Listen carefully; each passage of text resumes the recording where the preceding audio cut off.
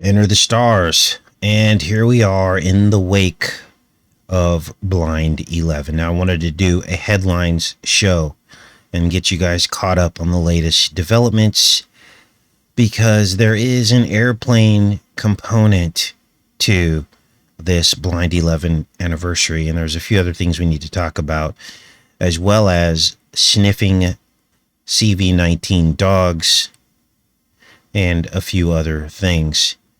Now, yesterday, we saw the black ribbon draped over the flag in the Google search.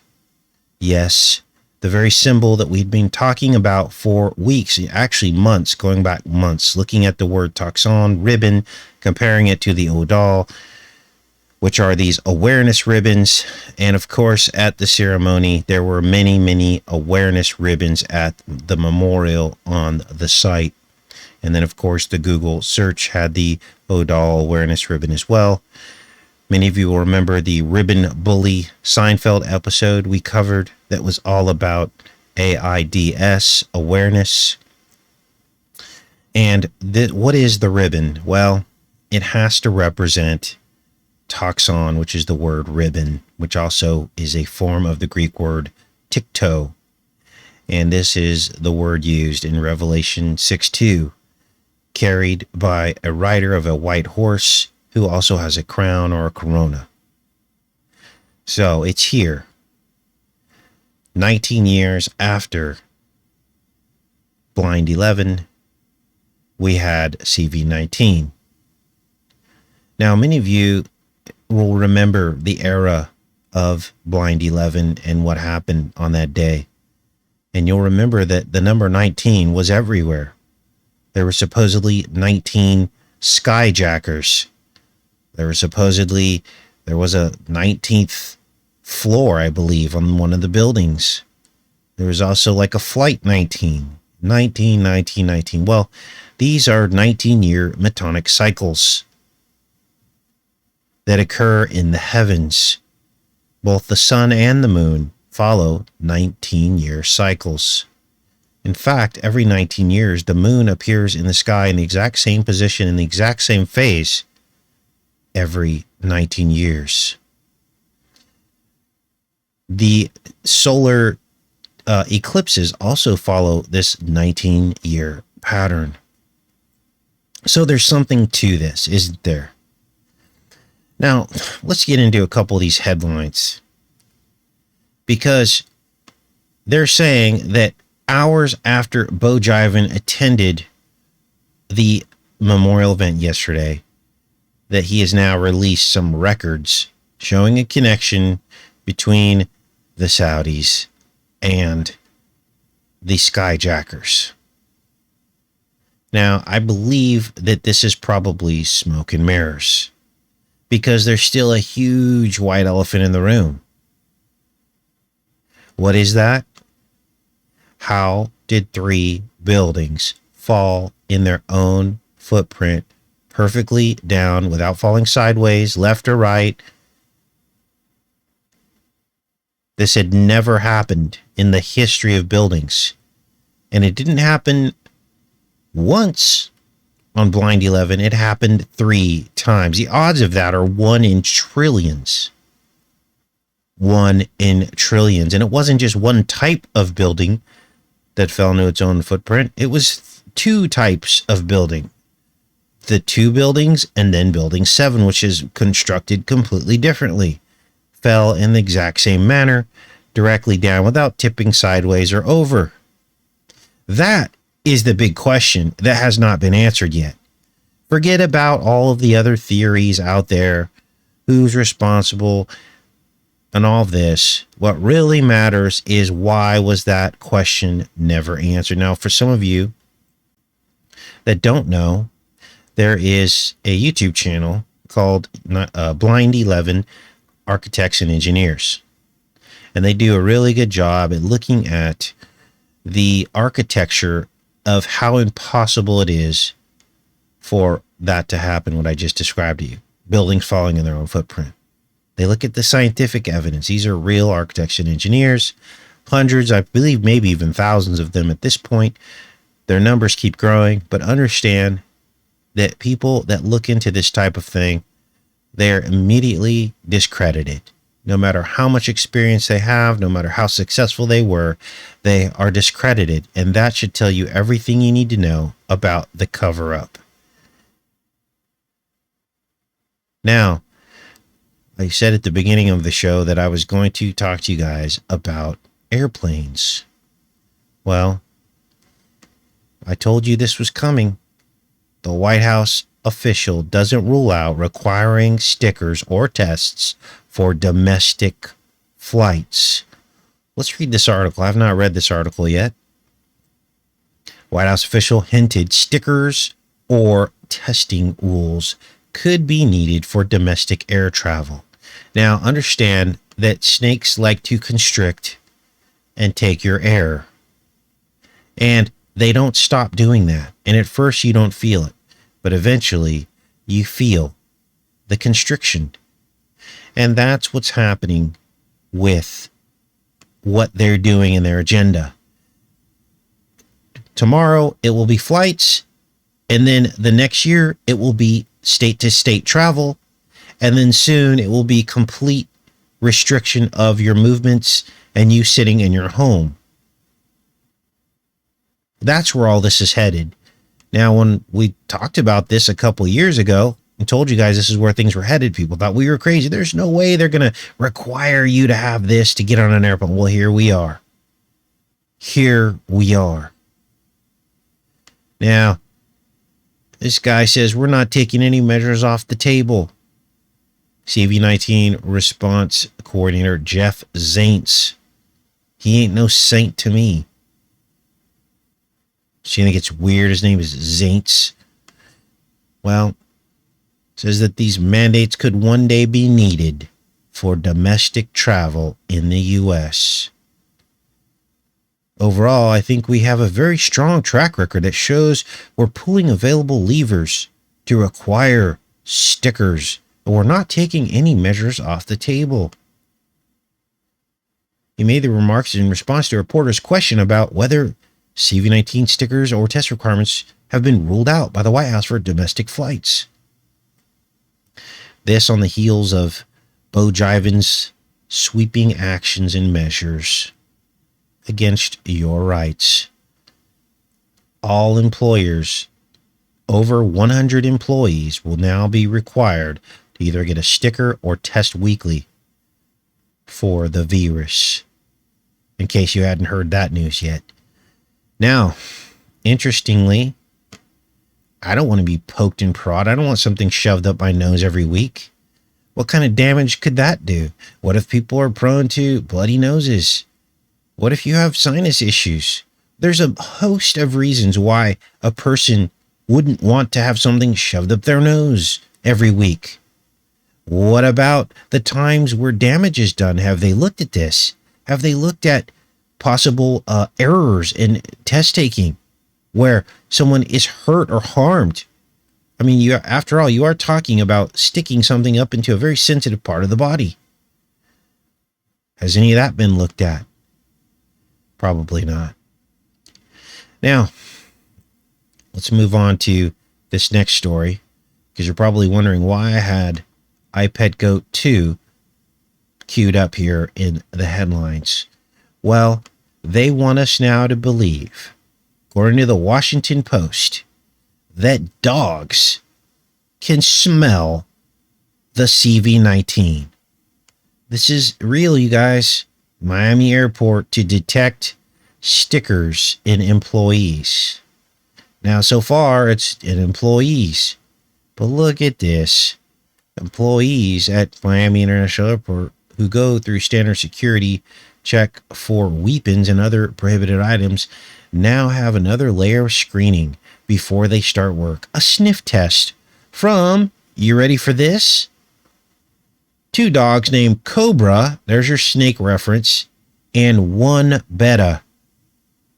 Are you kidding me? Cobra, female Belgian Malinois, I guess that's how you say that, and 1 Beta, a Dutch Shepherd, are 7-year-old dogs.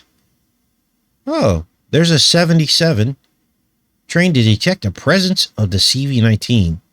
The keen-nosed canines are part of a pilot program at Miami International, one of the nation's busiest airports, and the first to employ dogs in the battle against the CV-19. Notice how they just trickle this out. So it's just for employees for now. No alarms. Don't raise any alarms. Just employees. So here's what they're going to do. People are going to run with this, obviously.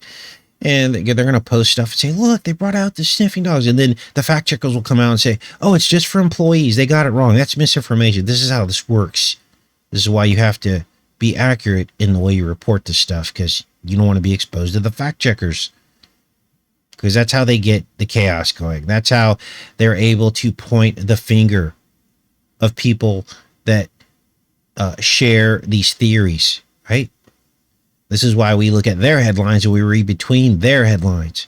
That way they can't come back at us. But we catch them in their own lies and their own gradualism to change the world into their shape, into their image. So that's what's going on, you guys. We have the dogs. Now, we've seen this before.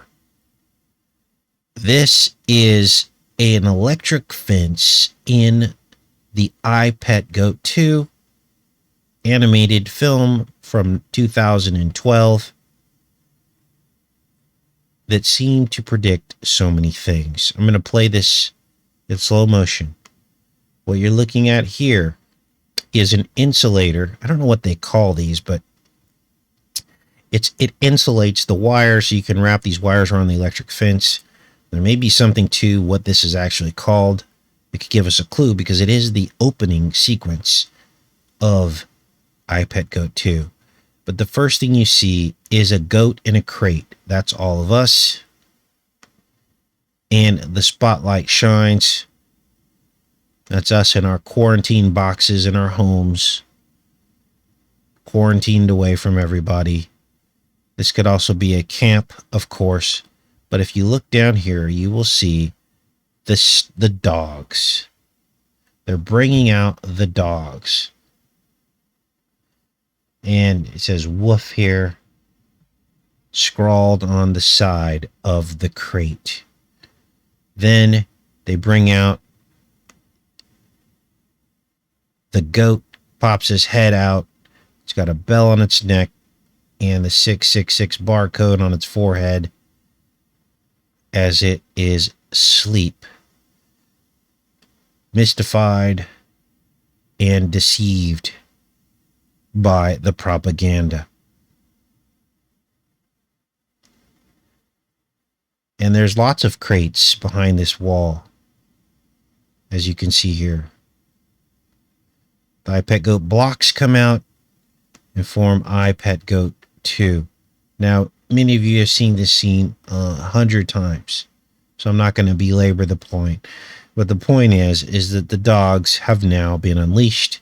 We've seen the dogs manifest in many ways. We've seen the robot dogs come out, right? In other countries. And this will be a component of this world order. iPet Goat 2. Now, got a couple more headlines here. They are really, really pushing the pregnancy aspect to all this. Scaring women who are pregnant, saying that there's some kind of surge going on of pregnant women contracting CV-19 and pretending like they don't understand why more women won't go out and get this who are pregnant. Go get the sticker.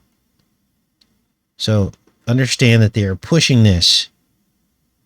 And the stories of fear are put out there for a reason, to induce you, to fear you into getting the sticker. This is why they're talking about children who have contracted it. They're trying to say now that children represent 25% of all the new cases, is what they're trying to say.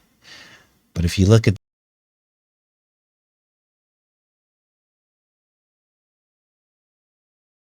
the study from a 12-month period of time was only like 8 or 10 who died. But they don't tell you that part. They only tell you, oh, it's 25%. In other words, they use statistics. They use news in a way to propagandize it, to put fear into you so that you run out and get this for your children. And it's the same with pregnant women. They're among the lowest to receive the sticker, and the mainstream media wants to change that. They want you to go get the sticker if you're pregnant because it's been approved. It's been approved. Now, here's some good news. Police unions across the country look to stop mandatory stickers among officers. So, this is unanimous across the country. We heard rumblings of this in Chicago, and those police unions, they were refusing this, and now it seems to be across the country. Let's read this article. As the White House steps up its push to increase the stickers, police unions across the country are protesting the local mandates, despite the number of deaths among officers. Now, what is the difference of these police unions? Well, the good news is, wow, police unions are actually stepping up. Here's the thing with police unions. You're in a union, there's solidarity, right? You have backing because you can get everyone to do the same thing at the same time. It's organized labor. So, in other words, a group of nurses who don't have a union, it would be much harder for them to organize and get together and say, let's all get together and not do this, right? Or let's all get together and hire a lawyer. But see, in these union situations with these officers, it appears as though they are standing up. Now, we'll see how all this plays out. I hope it's not smoke and mirrors. I hope this is real. But last month, in the land of the lost, Mayor Lori Lightfoot of Chicago said there would absolutely be a sticker mandate for city employees. The local police union promised legal action.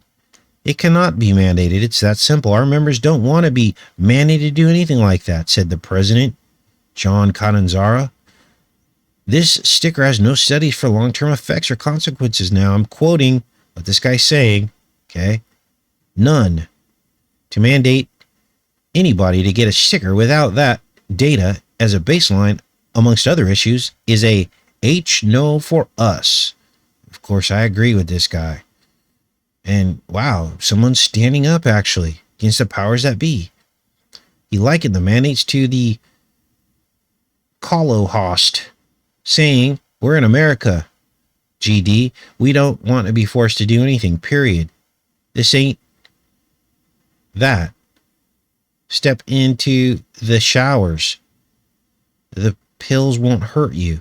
What the F? Now, of course, oh, here you go. So here's what they're doing here. They're trying to frame this guy as some nut job. Here's the leader of this union, and they're framing him as a nut job. They're taking all his worst quotes, right? I'm sure he said a lot of other things that made sense, and this makes sense too. But when you start doing the crazy talk, this is when people's ears shut off, okay?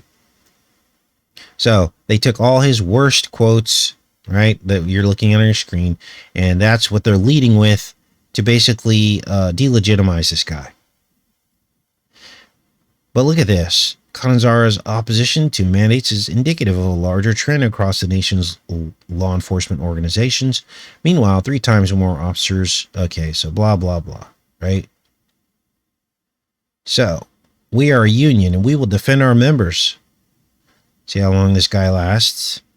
This is good news. So we'll see how all this plays out. We'll follow this story as it all plays out so we can understand what is going on. Hopefully they get some traction and this thing will hopefully shift or change. Not counting on it. But so here we are. The land of the lost, the land of the dogs. All of us in fences, ready to accept the mark. Unbelievable, you guys. Resist, resist, resist the mark, resist everything. The best that you can. Do not be deceived. Because the serpent is looking to take you. Take care and be safe, you guys.